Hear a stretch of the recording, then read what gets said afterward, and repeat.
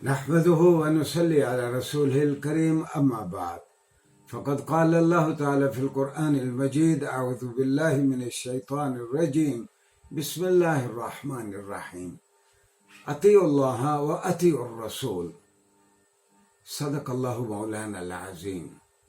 اللہ نے قرآن کریم میں ہمارے لیے حکم فرمایا کہ اللہ کی بھی اطاعت کرو اور اس کے رسول کی بھی اطاعت کرو۔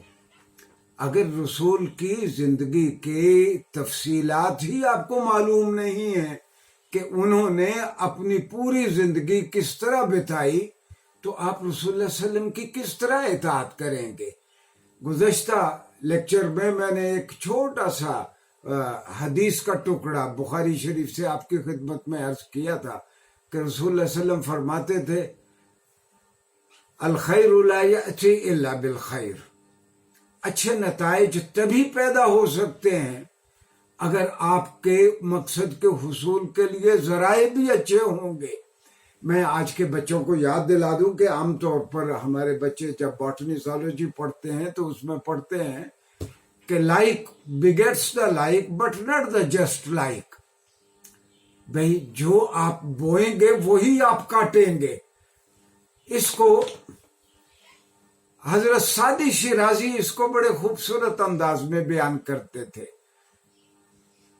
سعدی کہا کرتے تھے کہ اگر ایک باپ اپنے بچوں کے حلق میں حرام کا لقمہ انڈیلتا ہے، حرام کا لقمہ ڈالتا ہے، تو وہ بالکل ایسے ہی ہے کہ جس طرح آپ زمین پہ اگر چنا بوئیں گے چنا اگے گا، گندم بوئیں گے گندم اگے گی، تو یہ بالکل اس کی مانند ہے۔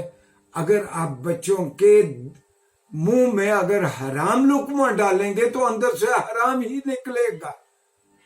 تو like begets the like but not the just like. تو رسول اللہ صلی اللہ علیہ وسلم کی زندگی کو پورے طور پر دیکھیں، اور رسول اللہ صلی اللہ علیہ وسلم کی زندگی کے بارے میں جب مثال کے طور پر قریشیوں کا قافلہ حبشہ گیا تو نجاشی نے پوچھا قریشیوں کے اس لیڈر سے کہ وہ جو شخص نبوت کا دعویٰ کرتا ہے اس کے بارے میں بتاؤ، کیا وہ سچ بولتا ہے؟ کیا وہ امانتوں کی حفاظت کرتا ہے؟ کیا وہ لوگوں کی مدد کرتا ہے؟ اچھا، یہی بات سیزر نے پوچھی قریشیوں کے نمائندے سے کہ جس شخص نے نبوت کا دعویٰ کیا ہے کیا اس کے اندر یہ خوبیاں ہیں؟ تو وہ دشمن بھی یہ کہنے پہ مجبور تھے کہ ہاں، ہم نے اسے صادق اور امین کا خطاب دے رکھا ہے۔ ظاہر ہے کہ وہ کسی خاندان کے بندے نے خطاب نہیں دیا، پورے مکہ نے رسول اللہ صلی اللہ علیہ وسلم کا کنڈکٹ دیکھتے ہوئے، اور رسول اللہ صلی اللہ علیہ وسلم کے اس کنڈکٹ کی پوری تفصیل آپ کو سیرت کی کتابوں میں ملتی ہے یا حدیث کی کتابوں میں ملتی ہے۔ اور مغرب نے دو ہی چیزوں کو اپنا ہدف بنایا ہے، ایک قرآن کریم کو، دوسرا حدیث اور سیرت لٹریچر کو۔ اگر سیرت لٹریچر آپ کے سامنے نہیں ہوگا تو جو اللہ نے کہا کہ وَأَطِيعُوا الرَّسُولَ، رسول کی آپ پیروی کریں، تو آپ کو وہ تفصیلات کس طرح معلوم ہوں گی؟ اور انہوں نے کیوں مغرب نے اس کو موضوع بنایا؟ اور جس طرح میں نے پچھلے لیکچر میں کہا تھا کہ جرمنی، برطانیہ، فرانس، امریکہ کے بہت سارے مستشرقین نے خاص طور پر سیرت لٹریچر کو موضوع بنایا، اور آج کل کیمبرج یونیورسٹی اور برطانیہ کی یونیورسٹیوں میں ایک شخص ہے جان وان برو۔ اچھا، ہم سیرت نگاروں کی تفصیل میں اس کو ہم ریویژنسٹ کہتے ہیں۔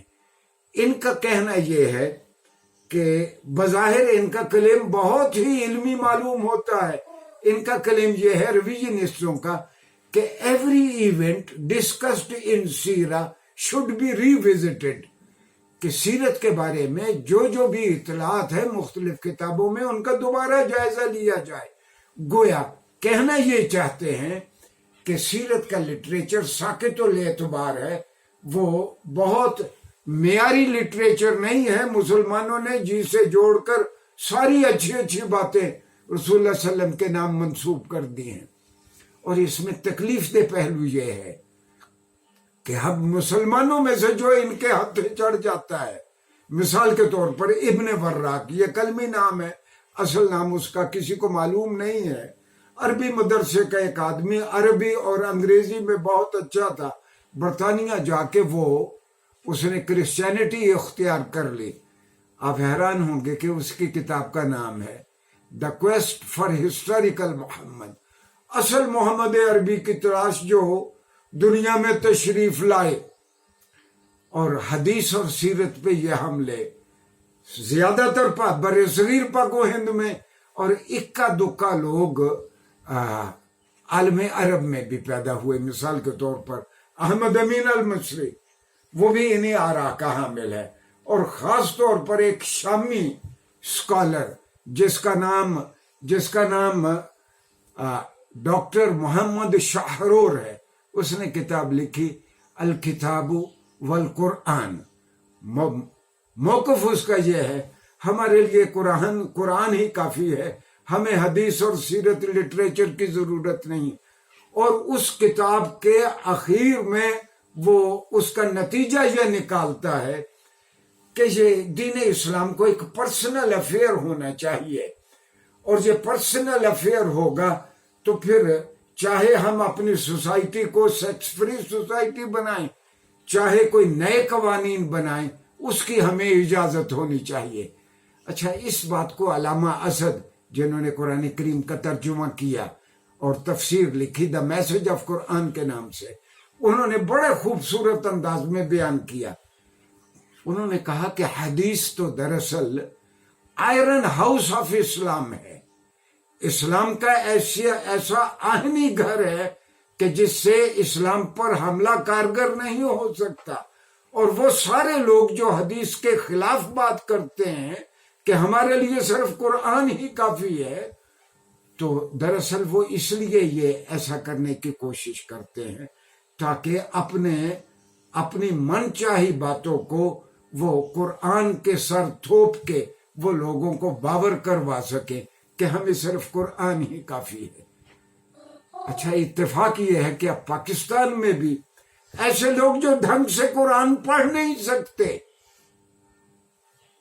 جن کو قرآن کی زبان نہیں آتی، وہ بھی دعویٰ کرتے ہیں کہ ہمارے لیے صرف قرآن کافی ہے، ہمیں سیرت اور باقی سارے عالمی لیڈروں کی وہ سوانح عمریاں پڑھتے ہیں۔ رسول اللہ صلی اللہ علیہ وسلم کی سوانح عمری کہا جائے تو وہ کہتے ہیں کہ نہیں، ہمیں اس کی ضرورت نہیں ہے، ہمارے لیے صرف قرآن کافی ہے۔ رسول اللہ صلی اللہ علیہ وسلم نے تو فرمایا تھا، میں نے پچھلے لیکچر میں بھی عرض کیا کہ دو ہی چیزیں میں تمہارے درمیان چھوڑے جا رہا ہوں، ایک قرآن کریم ہے، دوسرا میرا کنڈکٹ اور میرا طریقہ کار ہے۔ اور آپ واحد رہنما ہے دنیا میں جن کے ایک ایک لمحے کو تاریخ نے محفوظ رکھا ہے۔ قرآن کو اس وقت تک نہیں سمجھا جا سکتا جب تک آپ سیرت لٹریچر کو، رسول اللہ صلی اللہ علیہ وسلم کی حیات طیبہ کو اپنے سامنے نہیں رکھتے۔ اس لیے اللہ نے کہا کہ ہم نے رسول اللہ صلی اللہ علیہ وسلم کو تمہارے لیے اسوہ کامل بنایا۔ بابا، اس اسوہ کامل کی آپ تفصیلات تو دیکھیں، تب آپ کو قرآن بہتر سمجھ آئے گا۔ شکریہ جی۔